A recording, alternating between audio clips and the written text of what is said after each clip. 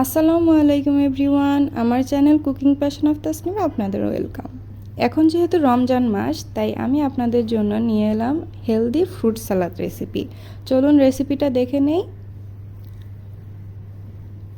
একটা বড় বোল নিয়েছি, এখন এখানে আমি টক দই দিয়ে দিব। আমি আড়ংয়ের টক দই নিয়েছি, 750 গ্রাম পরিমাণ টক দই দিয়ে দিচ্ছি।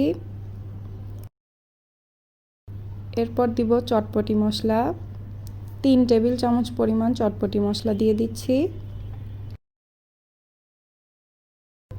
এরপর দিব সাদা গোলমরিচ গুঁড়া 1 টেবিল চামচ পরিমাণ। এখন দিয়ে দিচ্ছি 5 টেবিল চামচ পরিমাণ চিনি। চিনির পরিমাণটা আপনারা কমিয়ে বাড়িয়ে নিতে পারেন। এবার সব কিছু ভালোভাবে মিক্সড করে নিতে হবে, টক দইয়ের সাথে ভালোভাবে ফেটিয়ে নিতে হবে। মিক্সড করা হয়ে গিয়েছে, এবার ফল দিয়ে দিব। 6টা কলা কেটে নিয়েছি এভাবে স্লাইস করে, ছোট ছোট করে কালো আঙ্গুর কেটে নিয়েছি 250 গ্রাম পরিমাণ। সবুজ আঙ্গুর দিয়ে দিচ্ছি 250 গ্রাম পরিমাণ। নাশপাতিও দিয়ে দিচ্ছি 250 গ্রাম পরিমাণ। আপেল দিয়ে দিচ্ছি 6টা, একটা ছোট ডালিম দিয়ে দিচ্ছি। সবগুলো এভাবে ছোট ছোট করে কেটে নিতে হবে। এবার সব কিছু মিক্সড করে নিব, খুব ভালোভাবে মিক্সড করতে হবে।